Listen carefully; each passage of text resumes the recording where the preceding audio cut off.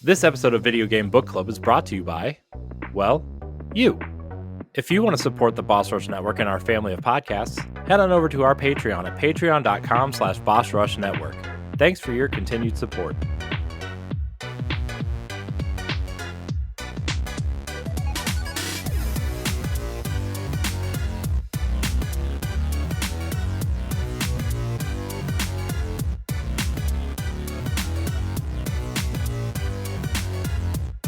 Hello, everybody. Welcome back to Video Game Book Club Boss Rush Podcast, Spoilercast and Review Discussion Show. I'm one of your hosts, Corey Dirrig, and alongside me, as always, is the mad pharmacist herself, Stephanie Klimov. Hello, I'm glad to be back for another book club, and I'm excited to talk about a pretty awesome gem of a game. Yeah, I'm pretty excited to talk about it too, in more ways than one, I think. But before we do that, also here with us, speaking of Another gem. Ha. PK Power, Pat Klein. Man, you guys ready to go into Uncharted territory here tonight? Oh, absolutely. And see what lies with our fortune. Also something Drake, not his penis. Oh, no. What? This podcast is about to blow up. Well, that was another news thing about video leaked and showing Drake and his unit, and that actually was true. No. Oh. Hermit. Not Nathan Drake. Drake. Rapper Drake. Yep. Well, this is why you don't want to put certain stuff like that on the internet, guys. And girls.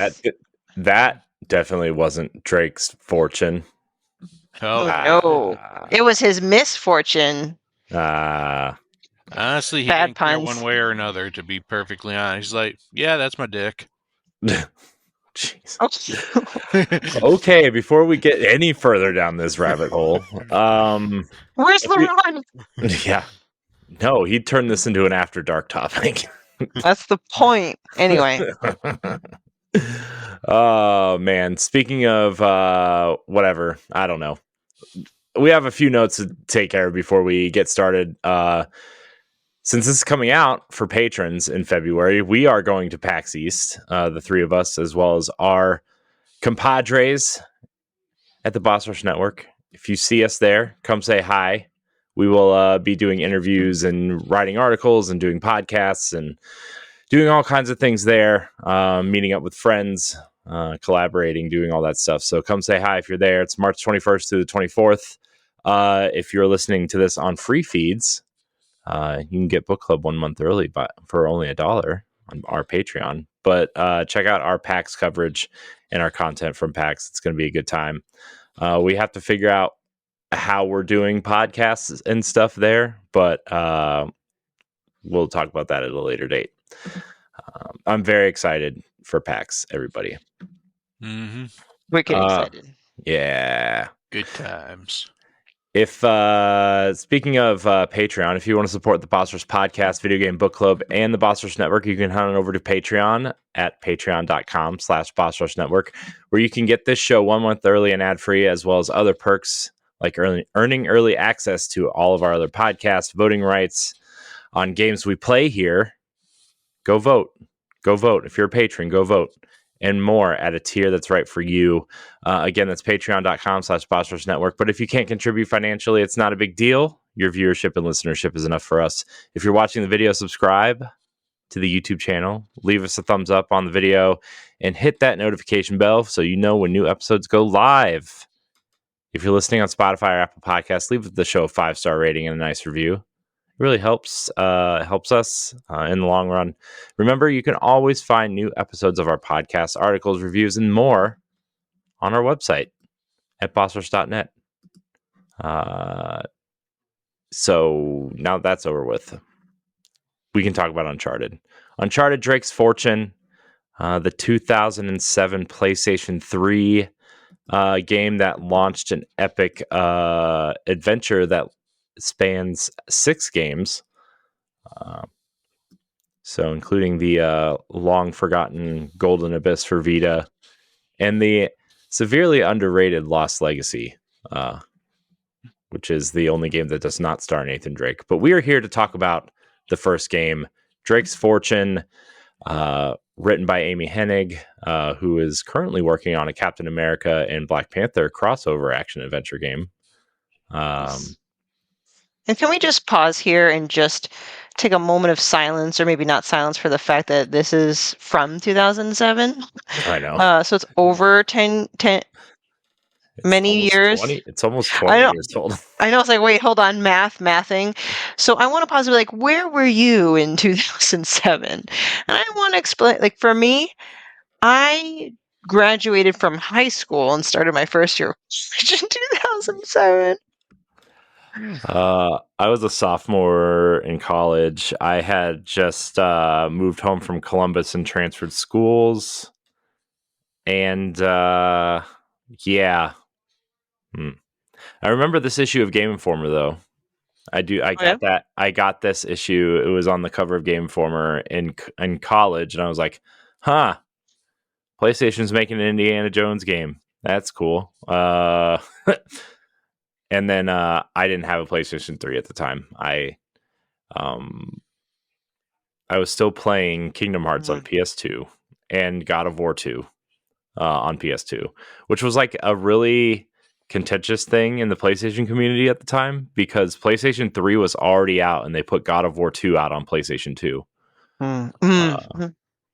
Which at the time, a lot of the PlayStation 3s were backwards compatible with PS2, so I think that's what they were banking on.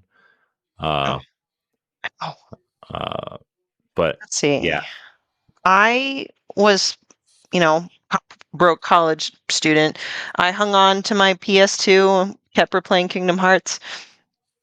And then I think that was around, the Wii was about a year old, so I eventually got a Wii instead of a PS3. No rhyme intended. So I kind of missed out on that generation. Therefore, I kind of missed the launch of Uncharted.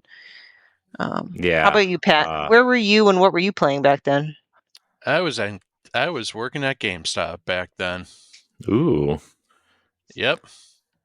Oh, do you remember? I don't remember Uncharted being that big when it came out. Did you ask everybody what console they wanted it on? Like when somebody... Never mind. Nah, unfortunately, the only one that people wanted was Mario on the PlayStation. It's me of this. I think I told Pat this. Sidebar on my work last night. First person colleague, co-worker there was like, "Oh my gosh, Zelda! I love Zelda. I played Zelda when I was a little girl." I'm like, "No way." She goes, "I love Zelda on the PlayStation." I'm like, yikes. Yep. I kept my mouth shut because I didn't want to over-nerdify myself. And I told her that she should be forgiven as long as she's beautiful. No. Nope. Anyway. That's an unforgivable thing. You're fired. That'd be a good boss rush topic, though. Like, actually sitting down and explaining the difference between first, second, and third party, because I think a lot of people don't understand that. Like, the general audience probably doesn't understand that. Uncharted, though. I got my PlayStation 3 in 2008, and it was 2009, because I bought it for God of War 3, and I ended up getting God of War 3, and then there was a Uncharted dual pack when Uncharted 2 came out. It had 1 and 2 in it.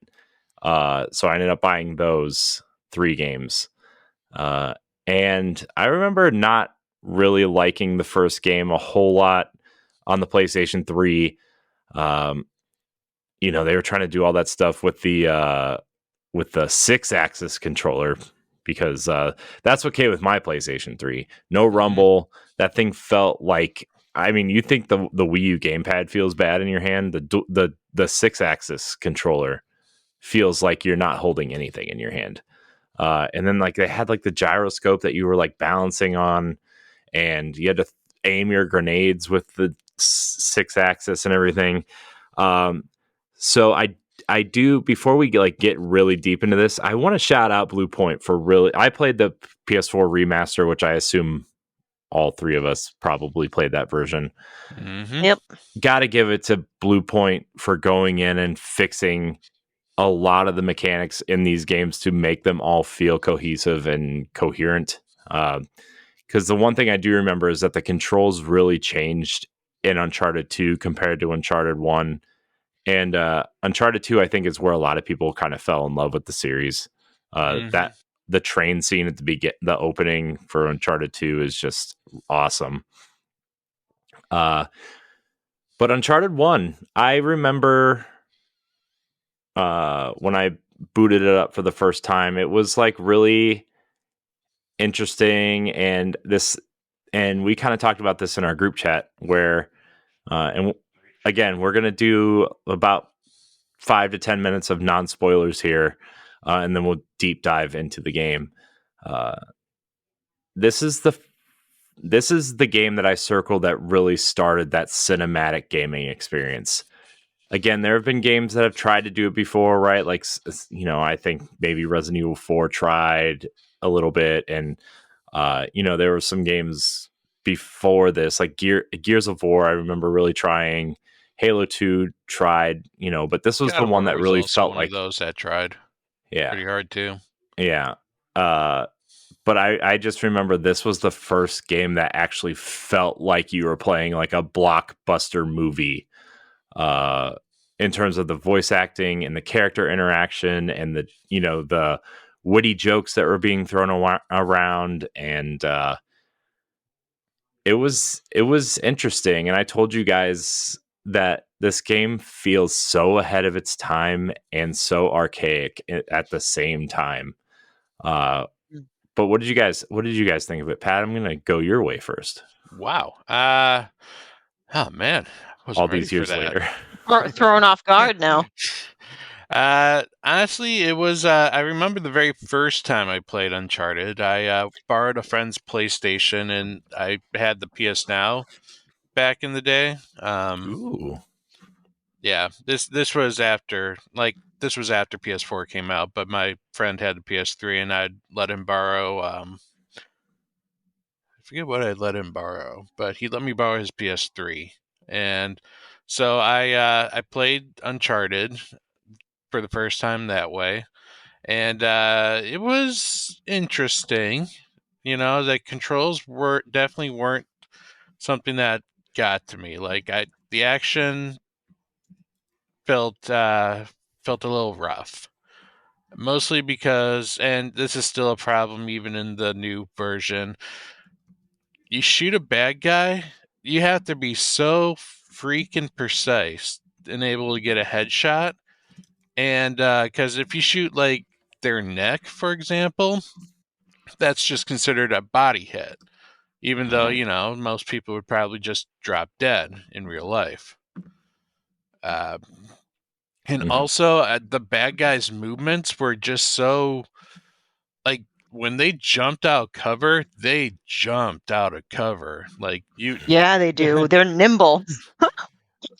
and then you're like trying to like follow them with the gun, and they seem to run faster than you can actually turn. And the combat needed a lot of work still. But I will say I do thoroughly enjoy the set pieces that both this Uncharted had as well as the future Uncharted. I always loved exploration and adventure games like Tomb Raider, God of War, where you can kind of just like check out the scenery and feel like you're actually going around and exploring these like jungles and these ruins, and like that was part of the magic for Uncharted for me, was to explore, to find those little like treasure pieces, or just to kind of see like just the scenery in general.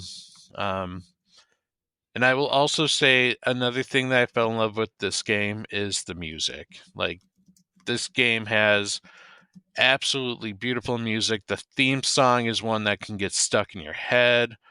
It fits the genre quite well. And also the banter between the characters. That was also pretty nice. It felt very organic and fluid for the most part. Yeah, I think we I think we all also have to remind ourselves that the series they did before this was Jack and Daxter, And Sly and Cooper. they didn't do Sly Cooper. Yeah, they did. No, Sucker Punch did Sly Cooper. They did Jack X Racing, Combat Racing. I thought they'd had Sly as well. No, they did Crash before That's that. what I'm thinking. I'm sorry. It's It's not okay. Crash You're fired. and Jax. You call yourself a gamer.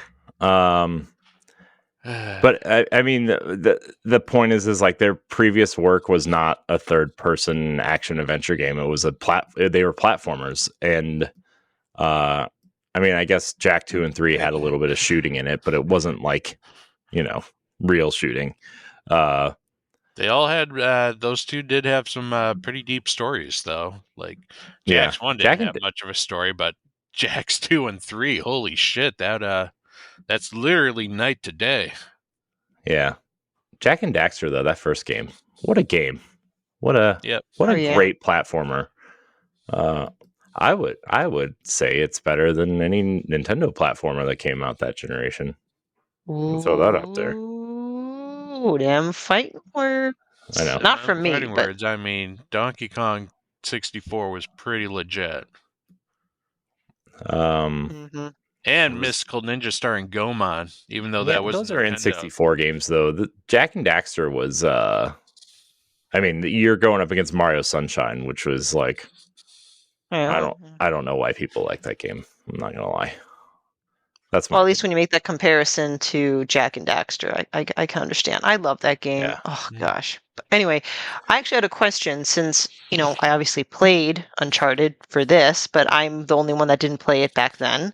Where was Tomb Raider and even Indiana Jones around that time? Like, was Indiana Jones kind of done with games because I remember there was one that came out in N64, and then I know there was Tomb Raider on PS1.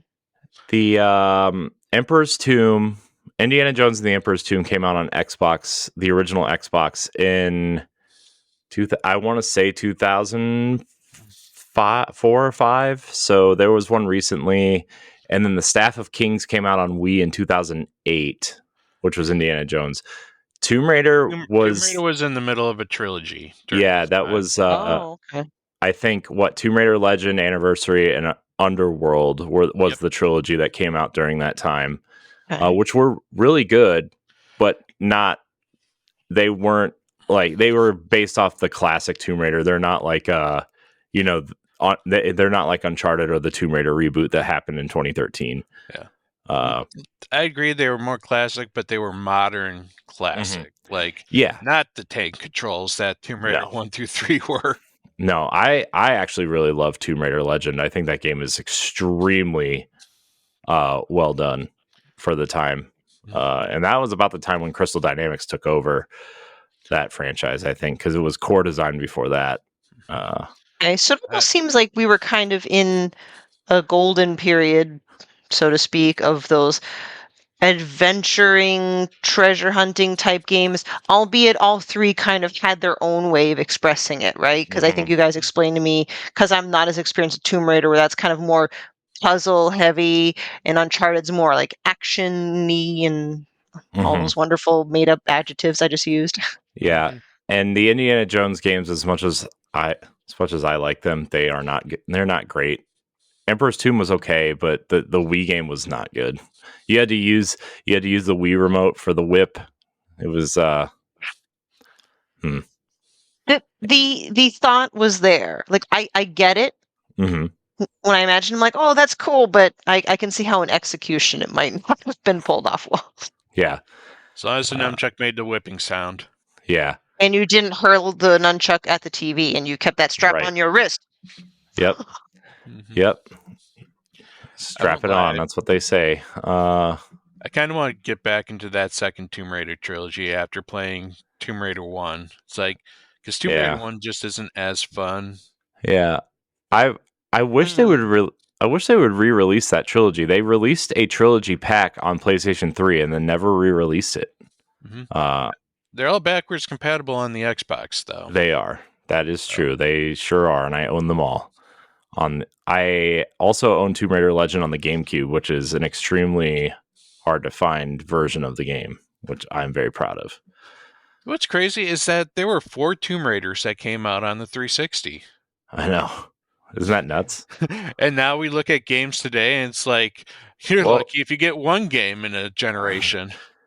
I mean, you look at Naughty Dog, though. They put out 4 games on the PlayStation 3, right? The 3 Uncharted games, and then The Last of Us. And then The Last of Us Remastered. Within like a 7-year span, they put out 5 games. Mm-hmm. Yeah, and now, but look at PlayStation 5 now. What has Naughty Dog actually released that is an original or a new title? Yeah, I mean, nothing, right? I mean, that's kind of the big... Yeah. So that's, I mean, The Last of Us Part 3 will come out at the end of the generation and be the swan song, and that trilogy will be available on PlayStation 5, and everybody can play it. And so, yeah, I'm excited for another Uncharted game, though, especially the rumor. The reason I think this was put on vote is because there are rumors of a remake of this first game coming at some point. And they also kind of teased the 5th game in the series, which would star a character that appears in the 4th game, which we won't spoil for those who haven't played it. But Uncharted, we're going to start getting into spoilers here. Overall thoughts before we get into spoilers. I really enjoyed this game. I think it is a great foundation because at least, Pat, you and I know what's to come after this game. Oh, yeah. 2 is hailed, obviously, as like one of the best ones. Yeah, 2's the best. In my opinion, 2's my favorite. But this was a great foundation. I think this was a great learning experience for Naughty Dog for when they get further into the series. And some of our complaints with this game, I think, are ameliorated throughout as the series progresses. You know, Stephanie, you brought up the endless waves of enemies just around every corner. And they're very sudden. Goodness gracious. Unfortunately, that does not get fixed in number 2. In fact, it might actually get worse because then the enemies start bringing in rocket launchers. Oh, gosh. But Stephanie, initial kind of final thoughts before we get into spoilers, spoiler-free thoughts before we get into them? Yeah, probably nothing surprising, but overall, I was impressed by the game. One of those franchises that it was purely a timing thing that I missed it. Very cinematic, beautiful, took lots of screenshots. Despite some of the rough edges, it was still fun to play. I know we talked about on the Boss Rush podcast. Don't get me wrong, I love me a nice open world game, but sometimes I just want a nice path through a nice story, and Uncharted Drake's Fortune took me through that straight and narrow. So. Yeah. And great characters. I love the characters. I think that's part of like what also pulled me into this game versus like any other action game. Great characters. Yeah. Pat, any final thoughts before we get into spoilers? Well, by the time you get through 3, you might want those open worlds back, and that's why number 4 comes around and gives you some pretty nice environments to explore later. Yeah. And then Lost Legacy ends up being, some of it is actually pretty open. That section in Lost Legacy was awesome. Yeah. So, all right, we're going to get into the temple. Yeah. We're going to get into spoilers here. Spoilers for an almost 20-year-old game. Yeah. So if you haven't played it and you want to come back and listen, after the game is very short. I think I beat it in probably 6 or 7 hours. It's about a 6-hour game. Yeah, I did some light exploring, picked up some treasures, but I really just was playing it for the story. I didn't play it on a hard difficulty mode. I think I played it on easy. Just because I wanted to fly through it, and I still died a lot, especially at the jet ski scene, the jet ski segment. Yeah. Oh my gosh, hated it.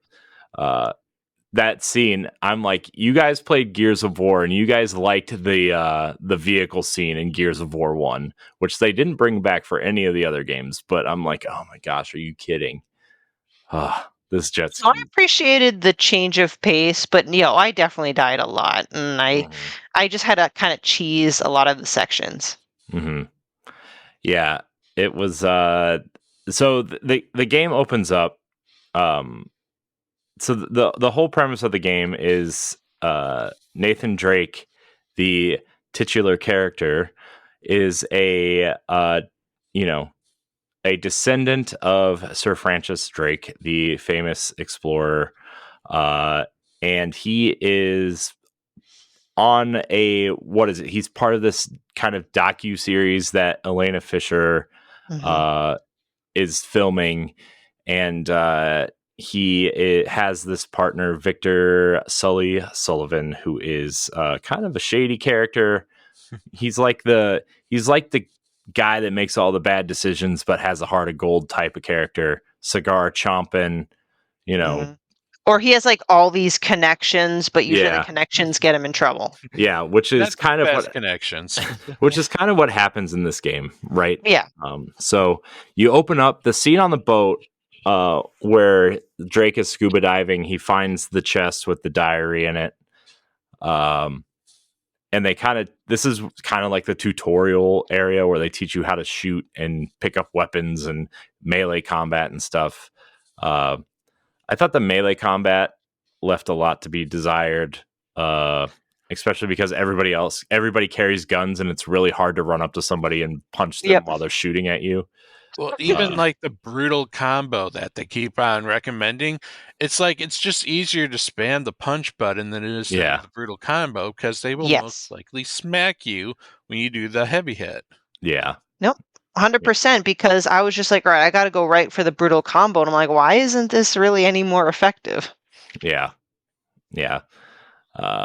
So that scene on the boat is kind of the tutorial level. I like, this is where you kind of get to know their personalities too a little bit, where Drake is kind of snarky and Elena is very into her job and very focused on getting this footage for her docuseries. And then Sully comes and rescues them from pirates, essentially. Basically it was pirates. Yeah. Yeah. Not like Yar pirates, but like modern pirates. With eye patch? No, these are modern day pirates. Mm-hmm. Yeah. And so Sully and Drake are talking about this diary, and Elena is kind of talking to her bosses on the phone, kind of telling them that she has a bigger story than what she initially went out to do. And the game kind of opens up with Drake and Sully abandoning her. Which is, I mean, with good reason. They didn't want to bring her into harm's way, and plus they honestly thought she would get in the way because she doesn't quite have the experience as they do. Well, that, and didn't they not want her to like be able to publicize certain information about like treasure, right? Pretty much. Yeah. That would have everyone pretty much, they'd be right there in center.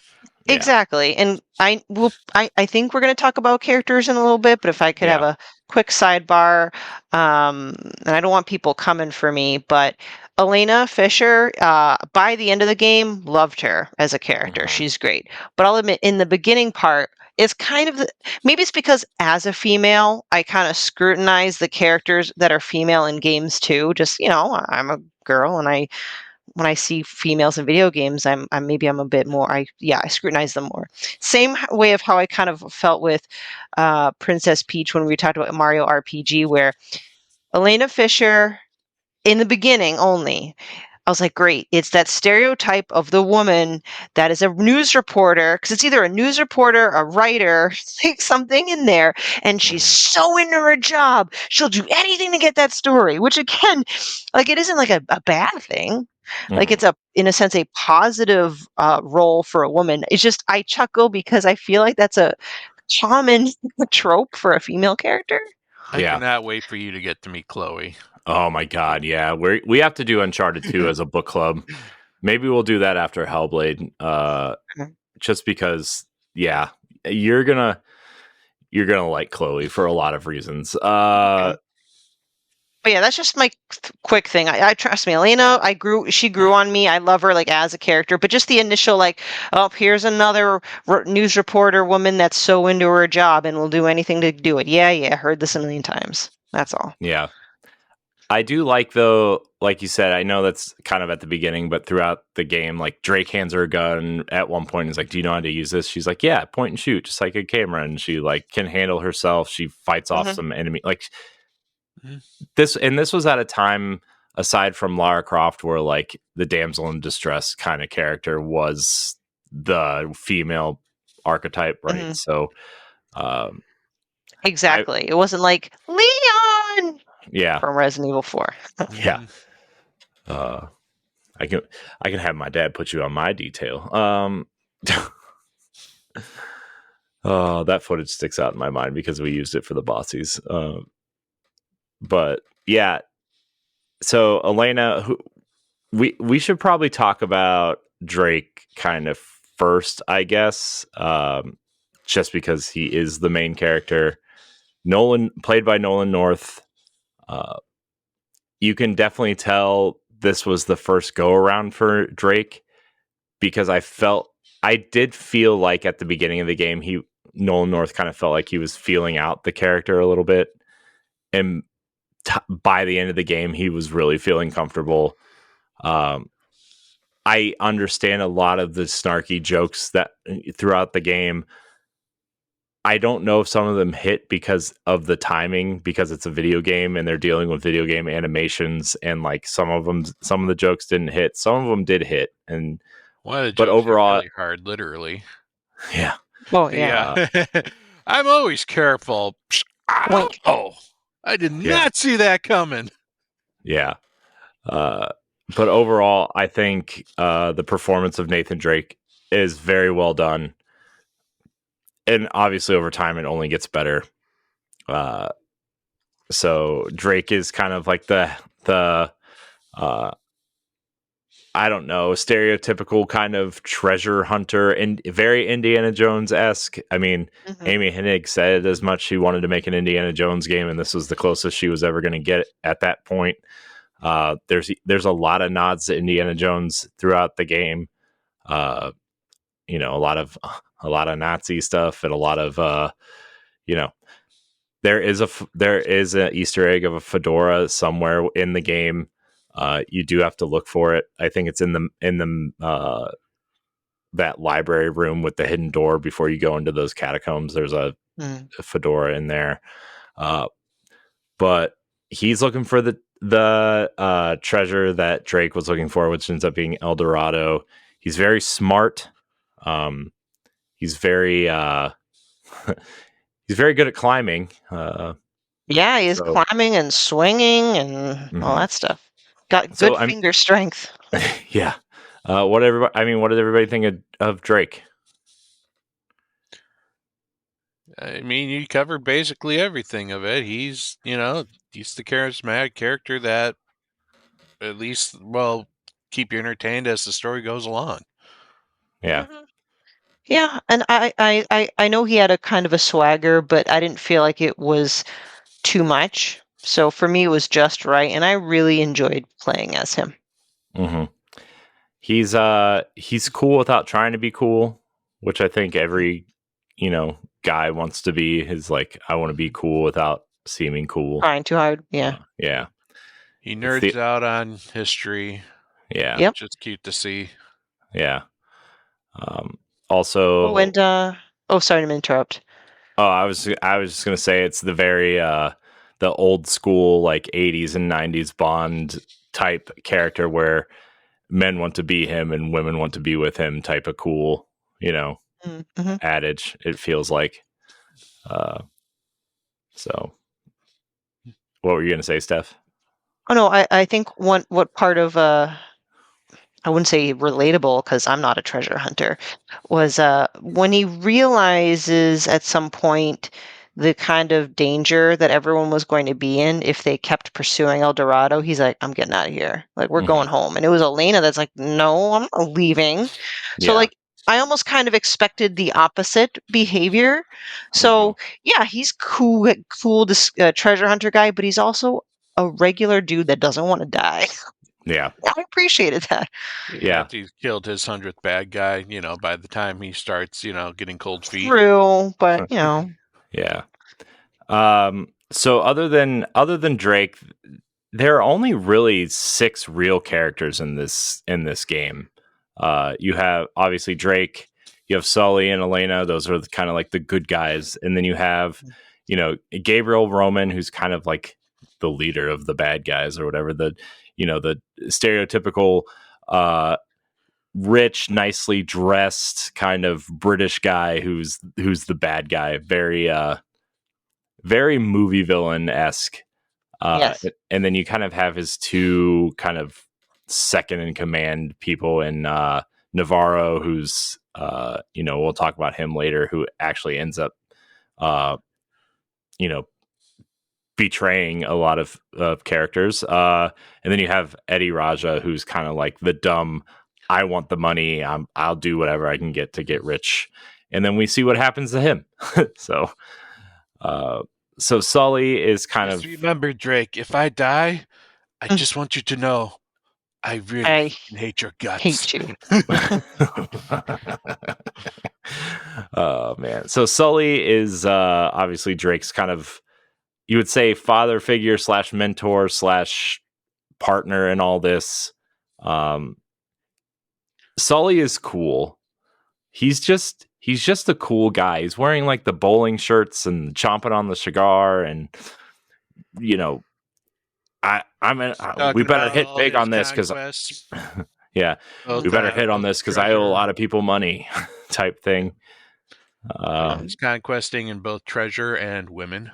Yeah, he's got that fun uncle vibes. Yeah. Did I ever tell you about the time I did this? You just talked about it. Well, you guys aren't even listening. That's why I have to go back and repeat myself.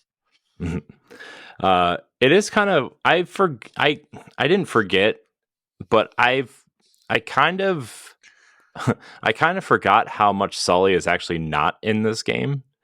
I forgot how early that first kind of scene with him happens, where after the you're exploring why the Nazi U-boat is in the Amazon.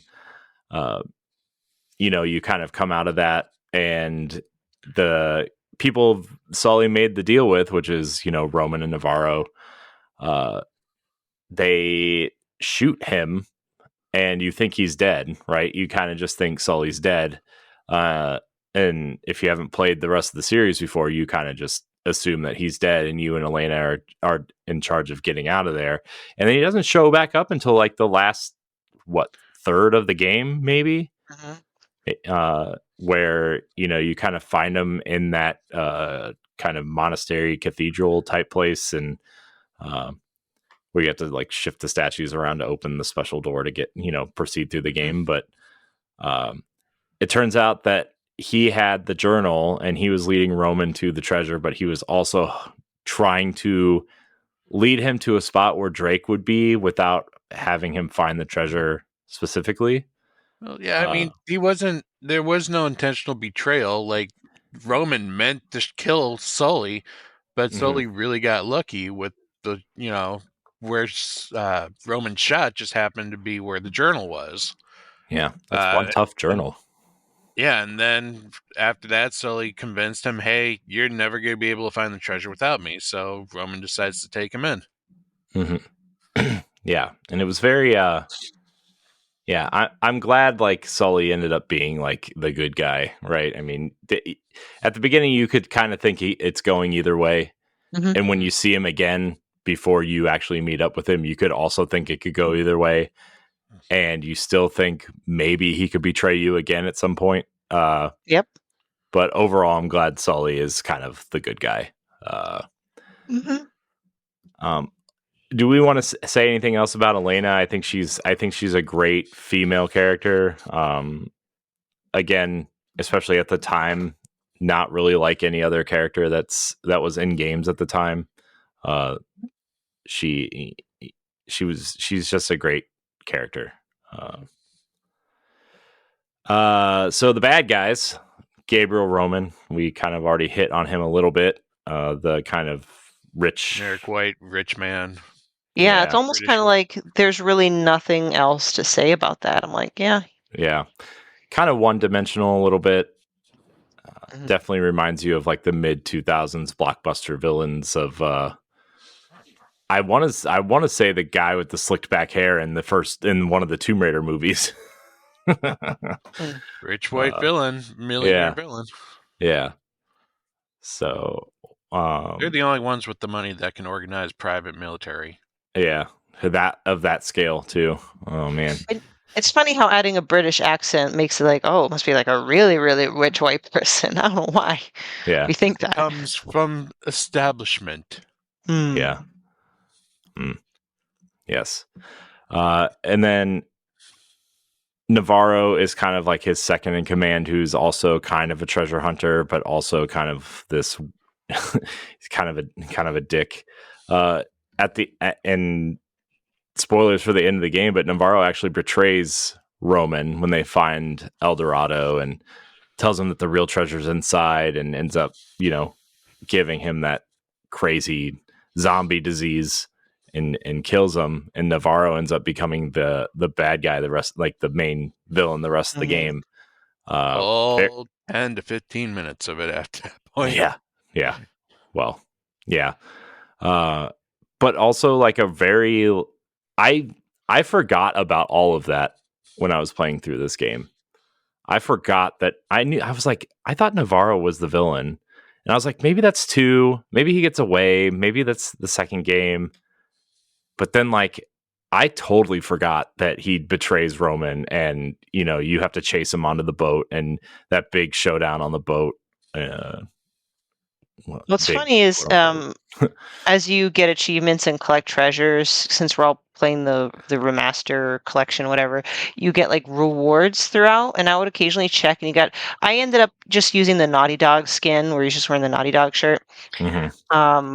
Majority of the stuff I couldn't access till after I beat the game, but another skin was Navarro, but because I never played the game before and it was still early in the game, I'm like, what is that? And by clicking on it, you turn into the character Navarro, and as you can imagine how confused I was because I didn't know who that character was yet. I'm like, who this?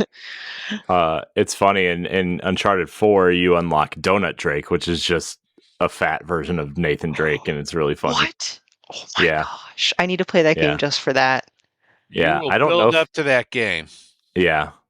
I kind of want to play through this whole series now. I really enjoyed my time with this game. I want to go through Tomb Raider.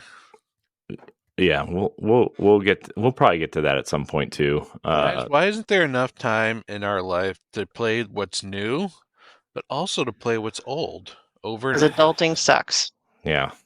Let's all win the lottery. Let's all become really famous YouTubers, streamers, whatever. And then we can do that. So, and then Eddie Raja is kind of the last character. He's just kind of like a peon. We're going to use you to get what we want, but you don't really know it type character. He's basically the head of the meat army. Yeah, essentially, yes. I think Before they start bringing in the heavy artillery of Navarro and Roman, you're dealing with the thugs of Raja. Yeah. I think the jail scene with him is really funny. When Elena kind of breaks Drake out of jail. I think that scene's really funny. How much trouble can one woman be? Yeah. Yeah, that was really good. I actually really like the Jeep scene too, where Eddie and his thugs are chasing them through the woods. I thought that was really fun, shooting the grenades and using the kind of like the Gatling gun to mow them all down. Yes, that scene was really fun, especially because like you didn't have to drive, unlike the jet skis. I really thought that was really fun. It was a great way to break up the action. It ended in a really great scene, a very Indiana Jones-esque scene where you think you're trapped because the bridge is broken, and then you just end like Drake just ends up driving off the edge of the bridge into the water, which is a really fun scene. I like that whole scene, and Eddie kind of gets pissed that he lost them, and so also Eddie meets his end in a very sad and gross way. So very sad. Sorry, Eddie. If you want to see how you can become a Patreon producer, head on over to patreon.com/BossRushNetwork. The Patreon producers for this month are Adriel Munger, Austin Campbell, Celeste Roberts, Christian S., Sana Dirrig, Francisco Santillan, Matthew Keel, and Todd Oxtra. Thanks for your continued support of the Boss Rush Network. So yeah, that's the characters. I really think focusing on this small cast was a good idea. The story was very simple but very fun, very pulpy, and yeah. It's almost kind of like when you go to a restaurant. I know it's not always the case, but sometimes when a restaurant has a smaller, simpler menu, I feel like the quality of food is better. Just, There's more time to focus on that food. Yeah. Exactly. So. To prepare to season it well. Exactly.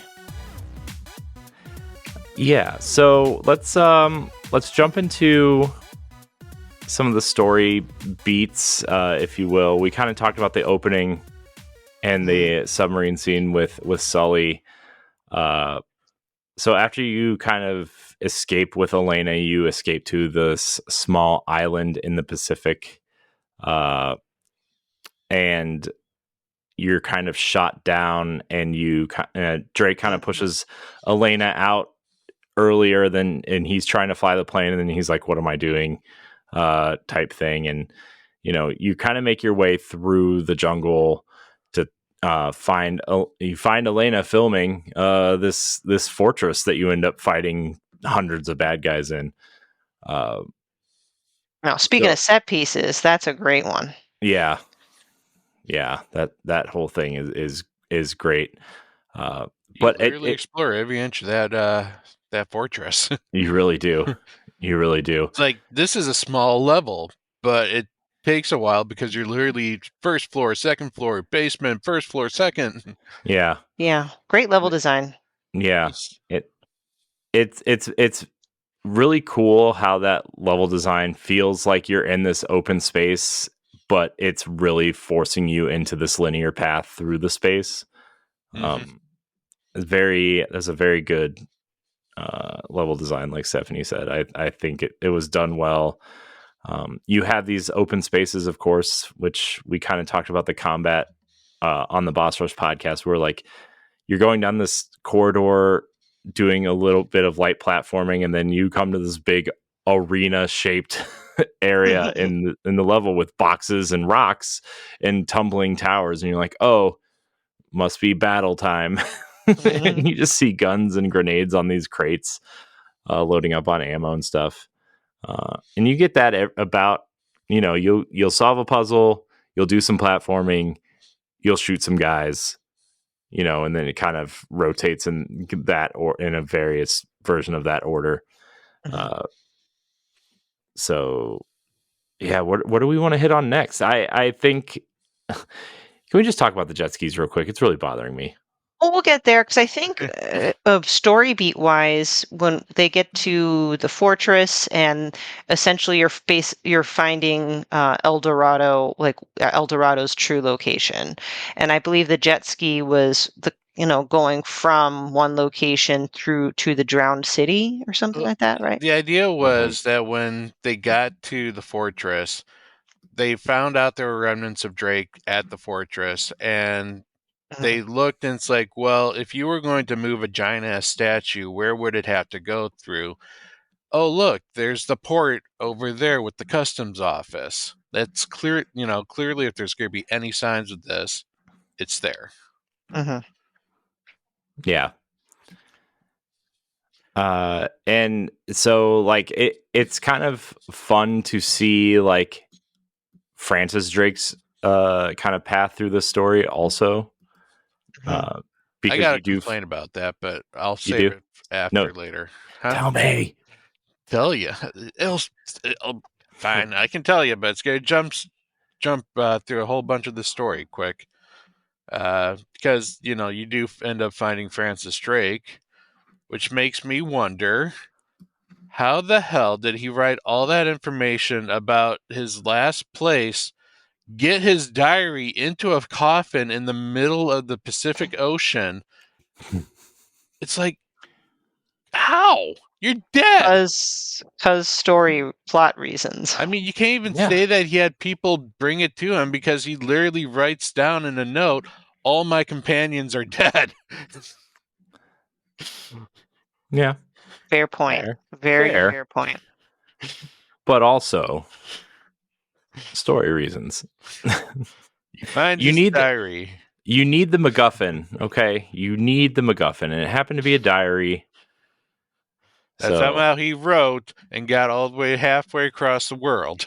yeah, but In the also Pacific Ocean and remain dry. yeah. Also remember all of his companions turned into zombies to fight the Nazis. So there's also that. See, that's more believable though than the journal making it to the coffin. That he supposedly created himself to fake his death. Yeah. Makes sense to me. With the journal that he was writing up until he died. Yeah. Makes sense. Sure. Yeah. Yeah. Okay. Yeah. Checks out. Yeah. All Checks right out to then. me. Checks out to me. If it's good with you guys, then who am I to argue about that? Yeah. That's and how I was planning my fake death. Yeah. Yeah. He also died alone in this massive room, and he's the only one in there. Sure. Mhm. Yeah. Massive room. So, Also, Yeah. you telling me the Nazis just left him there? They took the statue because you literally see the video in the Nazi part with Nate or with Francis sitting right against the statue. Mm-hmm. It's like, okay, I'm sure I he has mean, some good treasures too on him. to be fair, are you going to move a dead body, or are you just going to take the treasure? I don't know. I mean, Nazis could figured like there might have been some good shit on this body. It could have been, but there's not. So, all right, where are we at in the story? Jet skis. Jet skis, right? Also, how did he have skin still? There's so many fucking rats in that damn tomb. Oh boy, here I don't know, And man. yet he was still immaculately groomed in his beard. Yeah, he had a good beard. Okay, what's so the thick? what's the problem here, Pat? What's the problem? He's just jealous of his facial hair. I am. That is a very nice beard. Very bushy beard. It was so like well groomed for being over like 400 years old. Yeah, it's Well, maybe it was perfectly groomed the day he died, and then the hair stops growing, so it's just there. I don't know what happens to hair hundreds I don't of think years that's how later. death works. Yeah, it's like, wait a minute, hold on. I don't think that made sense. Sure does. That's exactly how death works. And we're talking about being in the tomb full of those weird zombie creatures. How is he not fully eaten? Maybe they only like the skin parts. Or maybe they rad. Sure. Yeah. Well, it's like every zombie movie where you see zombies munching on people, but then they don't really eat the whole person. They just bite their neck and then move to the next person. Well, you know what? I could actually come up with a good excuse for that one because Nathan probably killed himself. And maybe he was dead, so the zombies didn't really have any interest in him because he was cold meat by then. Yeah, it's not fresh. Mm-hmm. Okay, that part I can retract that. Why he's still alive or fresh when there were zombies there. All right, we're good. Mm-hmm. Jet ski time. Yeah, jet ski time. This whole scene where you're trying to get to the sunken city and you end up there's just a jet ski sitting there. First of all, I mean, why? It's just a random jet ski sitting there for you to ride. Also, there's too many explosive barrels. Why are there like 6,000 explosive barrels? And you have to shoot them all, or you will die. You will die. And then there's enemies just hanging out on these broken buildings. How did they get there? Why are they just standing on the porch? Where's the rest of the buildings that they're standing on? How do they get up there? There's a lot of questions in this scene. Okay, there's questions. Also, It's the like archways. Oh, sorry. I'm starting to think this story is unrealistic. These archways with no bridges. There's just guys up there with rocket launchers now. Like, you know, not to poke holes in the theories of this game here, but not that we haven't already talked about zombies and thousands of miles away diaries and, Drake killing hundreds of people, maybe even thousands throughout the adventure. But these guys just climb random broken buildings and shoot you and with whatever weapons they can find. With deadly accuracy. The ones with, I think the gun's called the Desert 5, the one with the laser pointer. The Magnum Desert 5. Desert Eagle. Yeah. Oh, man, these things. The jet ski part was the part that I had the most frustration with. Just based on you having to stop and shoot the barrels, and the enemies also blended in very well with the environment, especially if you were starting to get hurt already. I didn't really care for the screen turning black and white when your health was low. I know they opted for something different than the traditional, like at the time, the Call of Duty, your screen is red around the borders, or Gears did that also, but it also made it a lot harder to find the enemies when you were almost dead. And so it also made it harder for me to stay alive. So that was and what Pat mentioned earlier is like the hitboxes. Like I swear there were times where I'm pretty sure I hit them and they just kept shooting at me. I'm like, why isn't this killing them? Yeah. But we eventually get to the Sunken City, right? Sunken City or Drowned City? Is it the Drowned City? Sunken City is a game. Yeah. Drowned City. Yeah. You're right. And you have to ride that zip line over. Just this zip line hanging out in the middle of this ancient place. Yeah. So they didn't bother just taking the jet ski and literally going around to the dock with the open access and a boat. Yeah. Okay. Yeah. Okay. Yeah. I think we're poking a lot of holes in this plot. A lot of unnecessary platforming. Although I can't tell if this game wants to be a third-person shooter or a platformer. The platforming also isn't amazing, coming from a studio who specialized in platformers at the time. So yeah, that's so when we get into the Drowned City, is this where we kind of leave Elena behind for a little bit? Yep. And then we meet back up with her later at the monastery? Nope. You still meet her at the customs office or the customs building. You're basically leaving her for like big fighting sessions. Yeah, right. You're telling her you're the one who's looking for the boat and she should just stay put and she will go and get some action scenes. Oh, yeah, because this was around the time where he wanted to call it quits and go home. Yep. Yeah. Yeah, because they were up on that balcony together, and he's just like, "We should go. We should leave." So I'm trying to think of where the story goes next. I'm kind of fuzzy at this part. When they finally meet back just before the boat, which Nathan was going to steal. But then she's like, you really have to see this. She shows him footage of Sully coming out of the helicopter that just flew over. So now it's like, okay, well, also the boat speeds away. So they're like, okay, well, we can still either try to get off this island or we could go and rescue Sully, who has clearly, upriver. Mm-hmm. So you guys find another jet ski on the opposite side of the building, and then go up a river with waterfalls. That one was tough.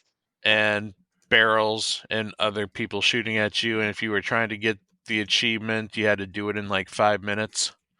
What? Yeah, no thanks. No, I thought I did good, and I still didn't get the achievement. Mm.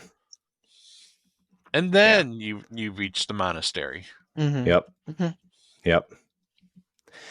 Very creepy-ass monastery. Yeah, what a weird monastery. And you have to like fight this military group through the monastery, and then you have to like ring the bells at the same time to open the secret door, and then it gets real dark. All that church just upset me, because those parts were like the hardest parts of the game for me, I felt. Yeah, especially like when you get to the platforming parts of like, you're jumping across these pillars and on the ceiling, and then you get to like the swinging, flaming, very video gamey flaming torches that just keep going. Those torches, forever. yeah. Oh, Yeah. I got knocked off so many times with those things. Yeah. I definitely died a lot there too. And then this is where we kind of find Sully, right? We're coming up on where we find Sully. We didn't go into the church yet. Sully was in the library, and that's kind of where you guys head to first. And then you guys get separated again very briefly because, you guys thought it would be safe if those two stayed behind, and Nathan went and looked for the clear path to the treasure. It's funny how they're like, oh yeah, the treasure's over here. No, the treasure's over there. The treasure's over here. And, honestly, like, when you're like, I don't know, maybe a third into the monastery level, you see the giant pit in the graveyard, which, funny part is, the treasure's literally right down in the center of that pit. And it's like, did no one even bother to just look down in a giant pit? Because then when they find the treasure, they just drop a helicopter net right down there and grab it. It's like, really? How do you guys not see this? It's right there. The pit where your base headquarters, whatever command center, is literally 10 feet from the pit that the treasure is in. Right. Hey, sometimes we all overlook the obvious. Yeah. Sorry. Yep. Another plot point. So we go through the secret door in the library. We go to the monastery. We find this is where we find Francis Drake. Yeah, one of the secrets the monastery, it's actually the little mausoleum in the graveyard. That leads to the maze with the platform, or the who's that famous artist with the staircases? I forget. Staircase artist. Usher, and like MC Usher or something. MC Usher. Yes. I was like, Usher. Ursher. Ursher. Yeah, it's where like everything is like staircases going everywhere, and and you finally solve that, and then you find the you run into Eddie, because Eddie decides rather than go through the traditional methods, he's just going to blow holes in everywhere. And you finally find Sir Francis Drake in this big circular room. And while you're trying to figure out your way out, Elena is trying to get a rope down, and all of a sudden Drake and Eddie hear weird noises. Mm-hmm. Yeah. So once we find Francis Drake, Elena has the great idea of getting out of there. Mhm. And this is where, And also, I'm like, Drake, yeah, your Drake is like, hey, he died not achieving his goal, and just kind of gets all like moody about it, and like, I don't want this stupid ring anymore. He tosses it to Francis. Yeah. So this is also where Eddie's faces his demise also, right? Because this is where you find this is where you're finding out the supernatural is happening, which is awesome. And as you are escaping these supernatural creatures, you find a kind of like a Nazi communication center that you kind of lock yourself in. You and Elena finds the elevator and the power is out. And so you're trying to find a way to the power supply. And you kind of leave Elena in there by herself, which is, I'll be right back, he says. Well, I mean, he offered, but she's like, we both know I'm not going to make that jump. Because they're about, I don't know, 100 feet in a station that's like 3-4 floors high. She would have been pancake. Yeah. I gotta admit, this part was kind of creepy. It didn't scare me, but I bet you if this was put in the hands of, I don't know, a developer that makes horror games, or if this genre bended into a horror game, this would have been creepy as hell. Yeah. Yeah. But this is also where you find the Nazi footage of, the Spanish fighting the Nazis as the zombie creatures. And then you read the letter from one of the final Nazis to, be alive. And he wrote this letter and then he ends up, dying, I guess, I assume. And as you turn the power back on, you go back, you end up on the other side and you see that Roman has captured Elena, and Navarro is there. And so you and Sully are now on a mission to go save Elena, which happens to be where El Dorado is. And then this scene plays out where you and Sully find Elena, but then you end up getting caught as well, right? And you have to throw your guns in the pit, which is like a very Indiana Jones scene. This is a very Indiana Jones-esque scene. It's almost like the exact ending of Raiders of the Lost Ark. Almost, sort of. Except for less face melting. Yeah, might as well melt though, because like that they zoom in on Roman's face and his eyes are gone. It was like very very like the Mummy from Brendan Fraser's Mummy-esque. Man, those movies are great. They are. And so you kind of you kind of save Elena, but also Drake they're airlifting El Dorado. Navarro is airlifting the El Dorado statue out of where it's being held because he wants to take it back and make money or do whatever bad guys do with it's an important treasure. Point, right? Because the whole thing is we all thought this was just pure gold money seeking, which was kind of Roman's intent. But Navarro says any fool would go out would sell this for gold. It's more of the what El Dorado can do by turning people into these supernatural strong zombies that can be controlled, kind of thing, more like a weapon, like weaponizing this. Yeah. So I'm like, I appreciate that, like kind of a twist in a commonly explored story trope. So yeah. So you end up on the kind of like this large boat and you're finding your way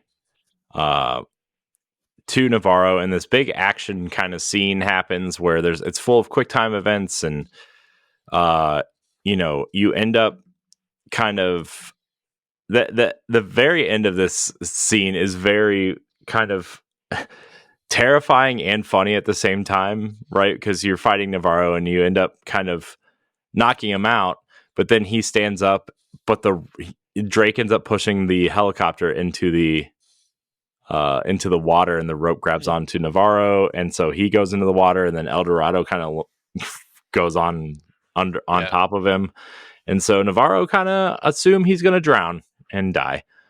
But that's kind of it. Yep, it ends. Sully pulls up on a tiny boat. Drake and Elena say they have a bigger boat. And Sully says, but I like this boat better. Yeah, and then he uncovers a ton of treasure. And everybody goes on to be happily ever after until Uncharted 2. Did we miss anything?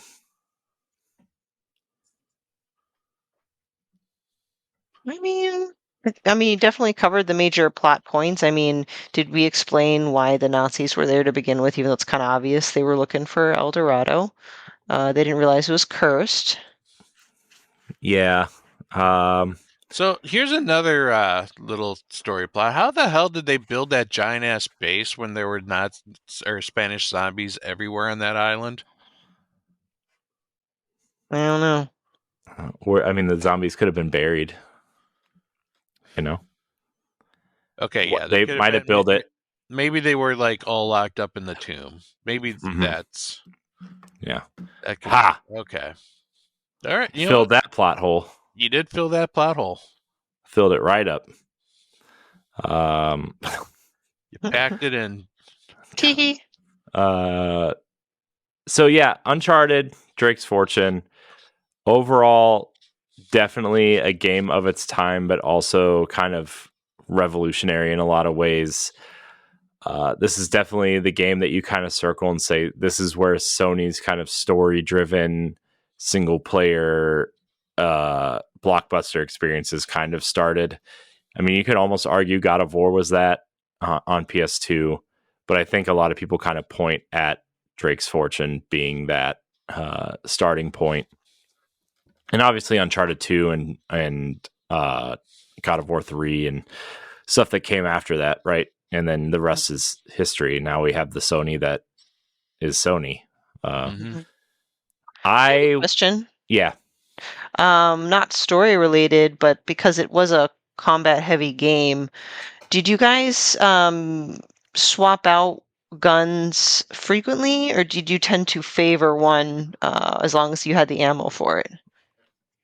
I used the pistol a lot. I would swap out that secondary weapon quite a bit. I really liked the shotguns.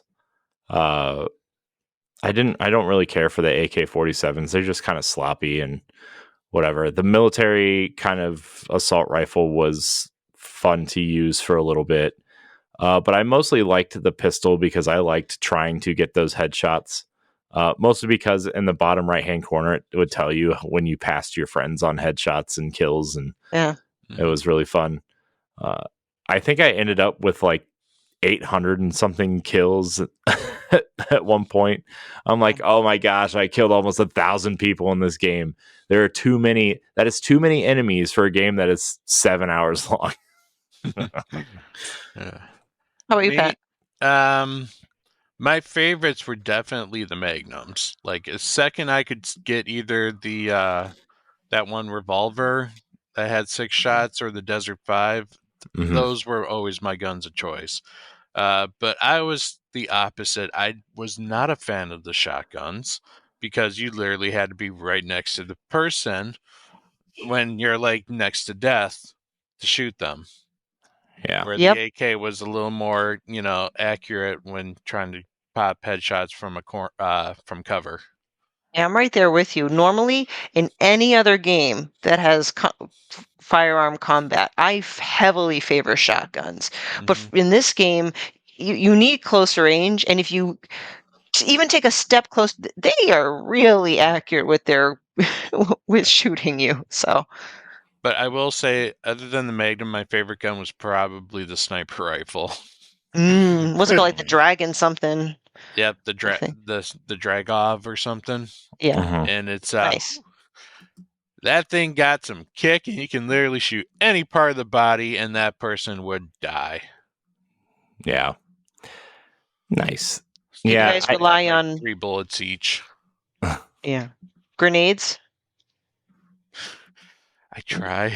Less Yeah. often than I wanted to, just because like any game like this with even remotely smart AI dodges the grenades, and at that point you're gonna have to throw one in one area and then try to aim the other one to where they're gonna dive, and then it's just like you're out of cover too long to where somebody else is already shooting you, and it just kind of felt like unless I was sneaking up on a group of people and tossed a grenade behind them, like I really didn't find a use for grenades. I found myself trying to shoot the barrels more than I was using the grenades. Yeah. The grenades were at least somewhat useful when you fought the zombies because their behavior, they didn't care what the hell the grenade was. You know, you could throw it next to them and they wouldn't know what it is. You know, so I gotta give them props for at least having the humans be more human in that Yeah. nature. When they see the grenade, they run, as far as they can from it. Those creatures, you could actually get a few of them with grenades. Yeah. Good point. Yeah. The only time I really found myself using assault weapons in a more I guess more than the pistol was when we started fighting the zombie creatures. Just because they're just always moving and so fast, and I didn't, aiming a pistol at those creatures would be like, what are you doing? You're dumb. But when I was just fighting generic human enemies, I was using the pistol a lot. Yeah, I would say my least favorite weapon was the SMG. And they usually are in just about any game. Yeah. Is that the one that you only have a couple bullets and No, it's the really fast pistol. Yeah, like gotcha. Yeah. Man, remember when Uzis were cool? Yeah. They're always like super inaccurate and you waste the ammo so quickly. So they've never been my favorite type of gun, unfortunately. Oh, yep. Sorry. Lack of sleep. Now I know what we're talking about. Yep. Okay. Are there any other points we want to hit on before we kind of wrap this up? So we talked about combat. How'd y'all fare with treasures? I don't think I broke half. In the beginning of the game, I really tried to go out of my way and find all of them. But then I think part of it was when I started dealing with nonstop enemies, I was kind of discouraged from further exploring. And also that silly room with the swinging chandeliers. I'm like, I just want to get out of here. Yeah, I also think some of the treasures are locked behind different difficulty levels. No, you can get them all. I'm not 100% sure if that's... No, you can get them all. Can you? Okay. I don't... I've gotten them all, and I've beaten it on normal. Oh, well then, never mind. I thought that was part of... I ended up with 28 treasures, I think, at the end of the game. I did try to explore early on and try to find as many as I could, but once you get into combat and like, especially towards like, I would say in the middle of the game and you're like into the story and you're just like, I just want to progress through and see what's going on and see what happens. And also like the platforming and getting to certain places was getting kind of repetitive, and the game does not overstay its welcome at all. I think it ends at the perfect time. All these games are relatively short except for the fourth one, which that was my major complaint about the fourth one, is that it was way too long. It was it could have been cut in half and been perfectly fine. It's true. It's about twice as long as any of the other ones. Yeah. There's also about 3 times where you think that game's about to end and then it opens up a new arc, and it's like, oh my gosh, surprise. Yeah. Overall, I really liked this game. It kind of renewed my interest in replaying through the series, which I've been kind of wanting to do for a while. I still think after playing one of the 5 kind of console games, I still think I like the current Tomb Raider trilogy better. But again, that's after one game, and I would like to play at least the rest of the trilogy at some point. Maybe even the 4th and Lost Legacy. Final thoughts on the game? Yeah, if I had to choose between Tomb Raider and Uncharted, well, Uncharted definitely has the better characters. I still think Tomb Raider was probably the more fun of the two Yeah. games. Mm-hmm. Yeah. I hate to say it, but again, it's just the timing of when I started playing games. The only Tomb Raider I actually played was the last one that was put out. Shadows. Shadow. Yep. Yeah, Shadow, and it was okay. And I don't think I picked the best one of the three.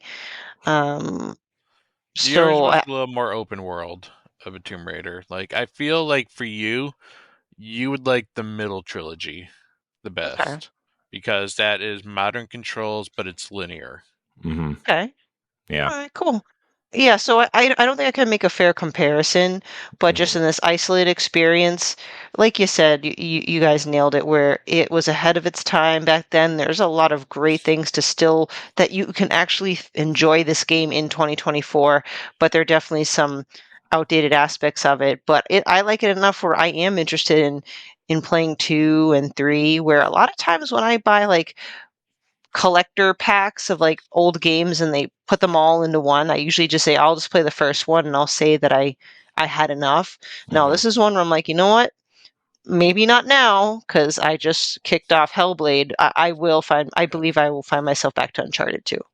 Yeah. No, Well, I definitely say do that because honestly, one is probably the worst of the series. Well, it, okay, never mind. Golden Abyss is what I hear is the worst of the series, but out yeah, of but the that was a main line, PSP game or a Vita game, right? I mean, yeah.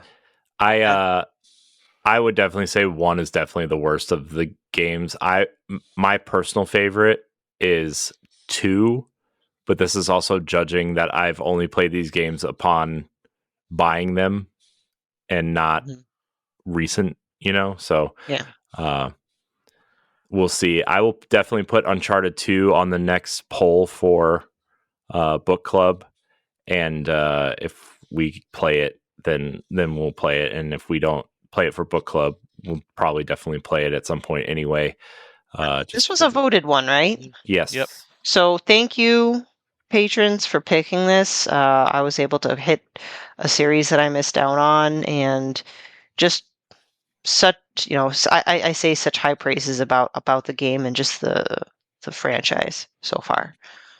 yeah, Despite being the worst of the Uncharted, it's still a damn good game.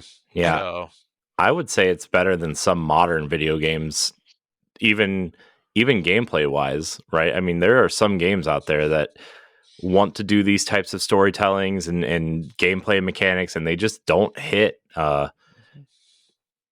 It still feels relatively modern in a lot of ways, even still ahead of a lot of games these days. Um, honestly, this would have been now my fourth time beating Uncharted 1. So, Oh, and that's saying a lot. I don't often replay modern video games nowadays. So, yeah, I think it helps that this game is short too, though, right? yeah. mm-hmm. It definitely leaves you either wanting more or satisfied by the end. Mhm. And I think that's my favorite thing about this game, especially knowing that there's 3 other ones, right? So, Mhm.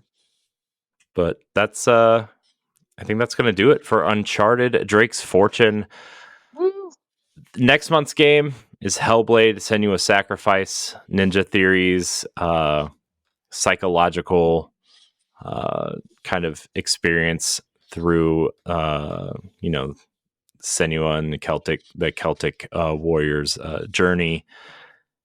I'm very excited to play this. I think I this game is very special in a lot of different ways, both personally and on the grander scale of video games. I think this game brought a lot of focus on mental health in video games. They promoted it that way. Every single copy of the first million copies they sold went to mental health foundations. They had real doctors, real psychosis doctors involved in creating this, and this game is very special. and I'm really excited to play it. I 1K'd it on Xbox. I think I'm going to try to platinum it on PlayStation as we play through it again. I also played through the Switch version, which was an interesting experience. It's not terrible, but also not a game you should be playing on the Switch unless that's the only console you have, right? I mean, you can definitely play it there. If you're going to play along with us, wear headphones. It definitely helps. The spatial sound is incredible. It also tricks you, so you can't the sound tricks you of where enemies might be. Sometimes it'll say there's someone behind you and there's no one behind you. It's incredible, and the use of live action mixed with gameplay is also very well done. I'm very excited to play this. So join us for Hellblade. If you're a patron, if you're a $5 patron or above, you can go vote on our next game, which is I guess would be the April game is currently going. By the time most of you listen to this, it'll probably be the May game at this point. So go vote. A lot of great games up there. And we will play that game. Stephanie, Pat, thank you for your time, as always. I know it's been a long week for a lot of us. Appreciate. Well, I'm very fortunate to have you guys and discuss video games. You guys are a true treasure. Oh. No one else I'd rather be on a deserted island with. Don't worry, if you shoot me in the neck, I'll just grab my leg like I tripped over something, and then I'll keep shooting at you. Everybody out there, I appreciate your time as well. Like, subscribe, share, rate, and review. Thank you so much for watching and or listening to this episode of Video Game Book Club. And until next time, we love you. Goodbye. Bye. If you want to see how you can become a Patreon producer, head on over to patreon.com/BossRushNetwork. The Patreon producers for this month are Adriel Munger, Austin Campbell, Celeste Roberts, Christian S., Sana Dirrig, Francisco Santillan, Matthew Keel, and Todd Oxtra. Thanks for your continued support of the Boss Rush Network.